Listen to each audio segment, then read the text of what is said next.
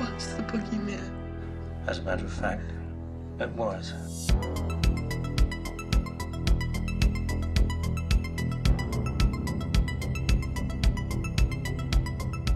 Yes, I am in my truck because my camera, I just ordered some cables for my camera. Apparently the cables and the charger, a bunch of stuff like just took a crap on me, so I had to order some stuff off Amazon.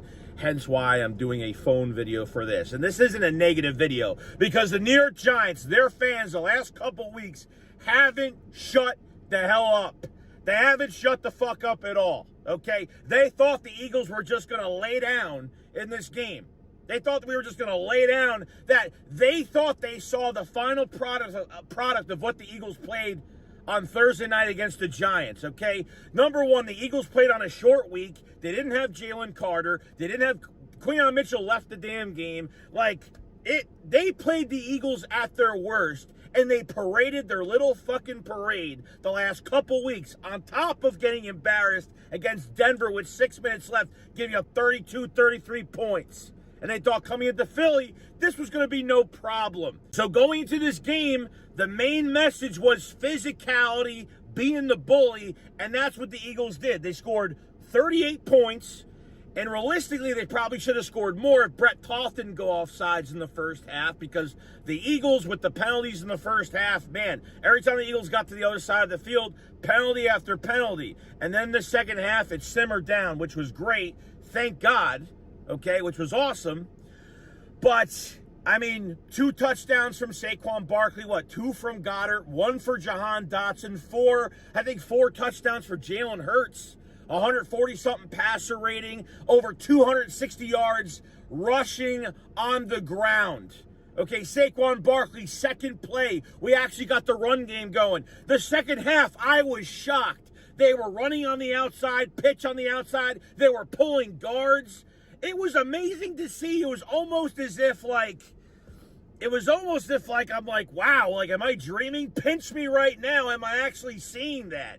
Okay, Saquon Barkley's so glad that they got this run game going. Nick talked about after the game that we just played that he wants this to be a balanced look for this offense, and I completely agree with that.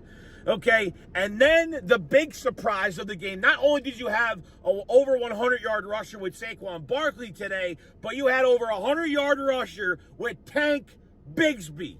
We got a tank. This is something we need to talk about because realistically, when Will Shipley ended up messing up his ribs early in the season, the Eagles traded for Tank Bigsby because I thought he would have filled in as the number 2 running back. But that didn't happen. Shipley was back within a couple weeks, and they put Tank Bigsby at kick returner, and he looked fucking horrible. He looked bad, awful. Okay? So Saquon Barkley seemed to have, I guess, stretched out his groin, has a groin injury. So when he got out of the game and Tank Bigsby went in, it was a massive sack on Jalen Hurts, backed up, 2nd and 31, and Tank Bigsby ran that shit.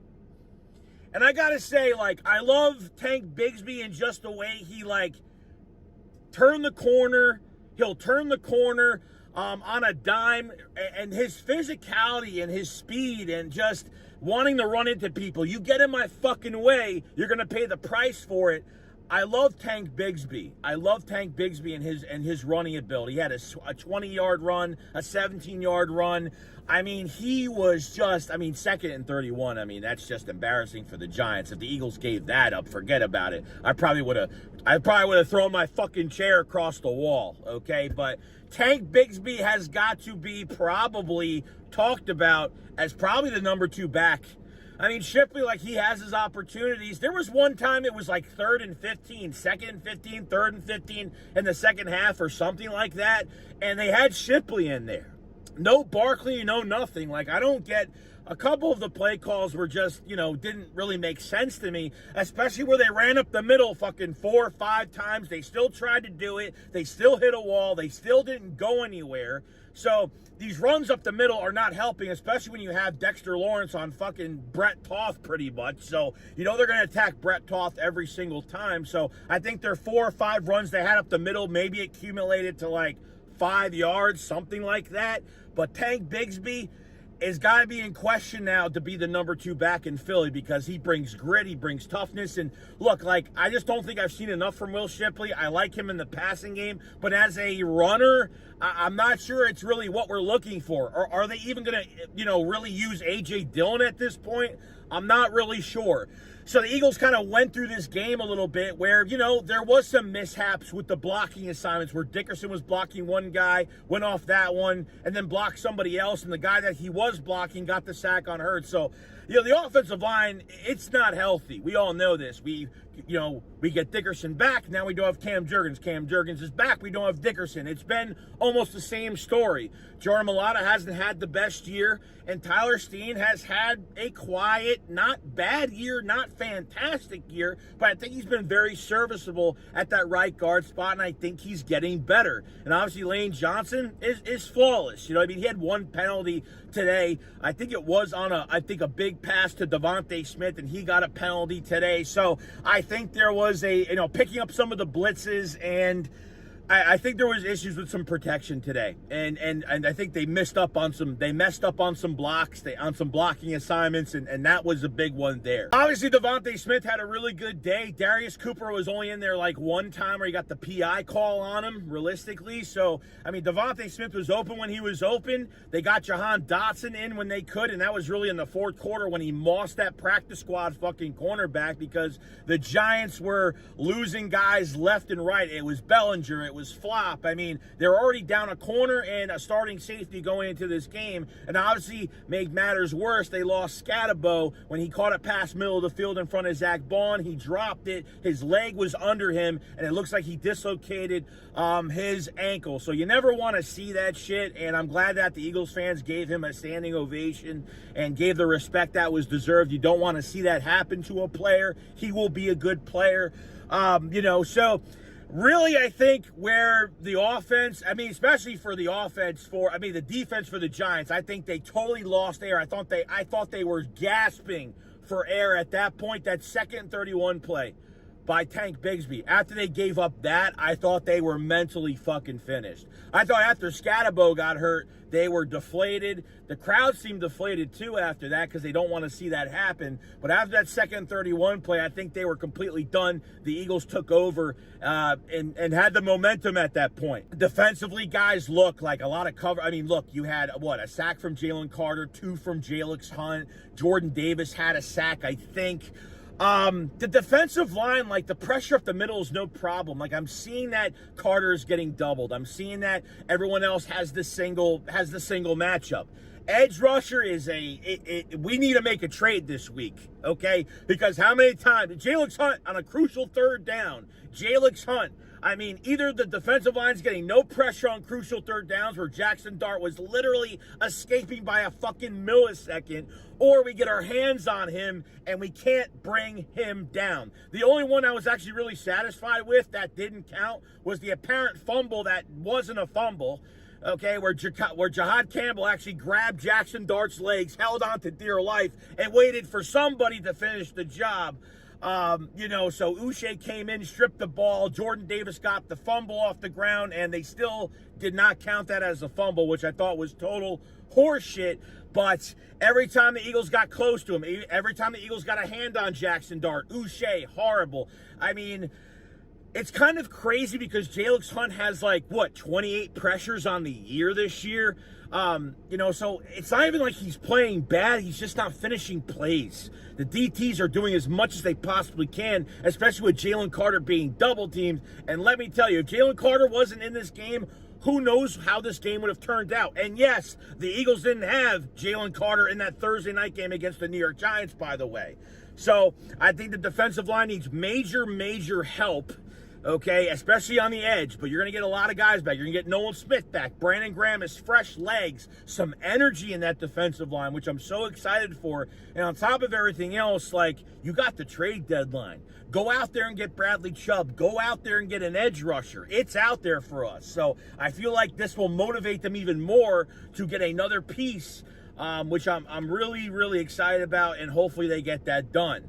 I thought the linebackers were fine. I thought Dean, he missed a couple tackles. He actually missed on a TFL, and he missed a tackle right after that. So I thought he struggled a little bit, but, you know, I mean, it's his second game back. I'm not going to kill him for it. I thought Zach Bond had a good game.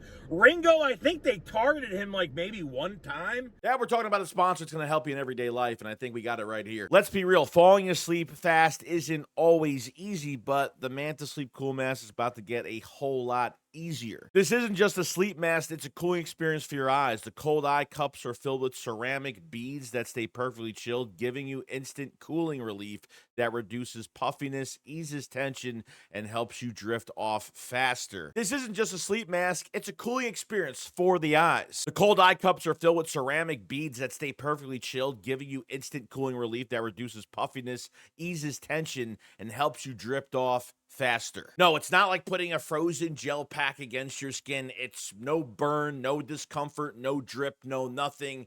It is comfort to the max, and that's what you want. And get this, it delivers true 100% blackout, no light creeping in from the sides, no glow sneaking through your nose bridge. Just total darkness anytime, anywhere. Just a fit, completely adjustable with no eye pressure at all. Not only do they have the cool mask, but they have a lot of different types of editions of this mask that helps you sleep in many different ways for your everyday sleeping needs. And it comes with a really cool on-the-go bag as well, which I really did like too. So if you want a deeper rest, instant cooling relief, and total darkness, go to mantasleep.com and grab a cooling mask today. Make sure you head to the site, use code JOEY at Mantasleep to get 10% off your first purchase. Link in the description. If you want to control your light, control your comfort, and control your cool, Manta Sleep is the place to go to get your best sleeping comfort. I want to thank Manta Sleep for sponsoring this piece of content, and I'll see you guys in the next one. Peace out. I think it was like one time, and that was really it. I mean, they had some coverage sacks. They did a pretty good job. By the way, Mauro Jomo's got, what, 4 sacks on the year already? I mean, he's producing well, man. They just need to add a little bit more on that edge, and I think they'll be fine. Quinyon Mitchell was flawless in this game, and there was, that big one in the second half to Slayton. That was an apparent touchdown where we obviously knew, just from watching it, didn't have to look close at it, that Slayton pushed off 2 times to get the separation away from Quinyon Mitchell. And obviously, the flag was there for that, which was good. Trust me, mistakes were made in this game. And I know Eagle fans are still kind of bitching about, like, a couple of the series. Like, look, I wasn't expecting every series to be perfect. All I wanted was 4 quarters, okay? 4 quarters of complimentary football, and that's what we got. I can't ask for more than that. I mean, look, we've been asking for a complete game for so long. Now we're nitpicking on how it's not so complete. I mean, I thought it was fine. I mean, you should have scored over 40. You had 38 points. I mean, realistically, like, you put up points on how bad the Giants are. You gave them an ass beating. You gave them an ass whooping. If they didn't win this game, it would be tough for them to get home field advantage, because then they really couldn't afford the split with Green Bay and split with the 2 games between Green Bay and Detroit. Now, since you won against the Giants, you realistically come off your bye week looking great. And you can literally win one of those games. And I think you're in full contention if things continue the way they do. I think you'll have home field advantage. I think you'll be in reach of that. There is no team in the NFC right now that is playing on top of their game. Name one team. There is nobody playing at a high level right now. There's the teams that are supposed to have the best seasons right now are kind of staggering a little bit. I don't think one team has really elevated themselves over everybody else in the NFC at all. So I think the Eagles have a really good chance here. And since the run game is going, you're getting your tight ends involved. I mean, they started using RPO in the second half. I mean, that was great. Under center, play action, fantastic. Were there a couple drives where they're kind of like, Of course, it's going to happen. Whether it's a fucked up block up front that's totally missed, or maybe Hurts misses a guy that's wide open, which I don't think really happened this game, because he was really, Jalen Hurts with 4 passing touchdowns today was fucking on his shit. Jalen Hurts was on his shit today. I mean, it's MVP status. It's MVP level, okay? No A.J. Brown, and look what you still did. Just imagine with A.J. Brown back in the lineup, okay? And all the trade rumors can be put to sleep now, because they still talked about it today. And thank God it was put out there that A.J. Brown will not be traded. It will not happen. So that's where I'm at. I'm going to enjoy this because I think we all deserve to enjoy a win like this. We've been dying for the Eagles to play like this. Seeing Saquon Barkley score that long touchdown, then have that 28-yarder, got that injury, Tank Bigsby coming in and kind of continuing that, over 260 yards on the ground of rushing. I mean, you can't even really complain about that at all. I know I've been going back and forth in this video. I'm just emotionally feeling really good, and I think everyone needs to be really happy over this situation, okay? Because there's a lot going for us right now. This is a year where we don't want to waste it. The only thing that's good for the Giants right now is they found their quarterback and they have a good running back. And they have a number one receiver that's pretty much out the whole year this year. So that's something for them to look forward to. Them winning this game today would have done nothing for them. They have the next 4 weeks, they have a fucking crazy hard schedule, which they're probably going to lose 4 straight fucking games as of right now. Washington can't even stay healthy at this point. And the Cowboys are the Cowboys. They had the run game. They had the pass game. Some of the runs from Jalen Hurts were actually pretty good. He didn't slide before the first down marker. He didn't run out of bounds early and lose yardage on purpose. Like, he actually, on a few runs, actually tried to, bash into people and try to get more yards, which I have to respect. So there was definitely a different tone in this game, attitude-wise, from the Eagles, and there was some physicality in this game. And like I said, the number one thing the Eagles have to do is get fucking healthy bad. Even when Saquon Barkley got out of the game, like, I don't even care. Like, I was like, we got the bye week. We got the bye week. I know it's not bad, but we got the bye week. And plus, you're coming off the bye week on a mini bye, which the Eagles don't have a game till Monday night. So they even have a few extra days of more time, okay, for that next game. So that's like the main thing. Winning this game, getting out, and getting to this bye week and getting healthy. And that's what they're going to do. And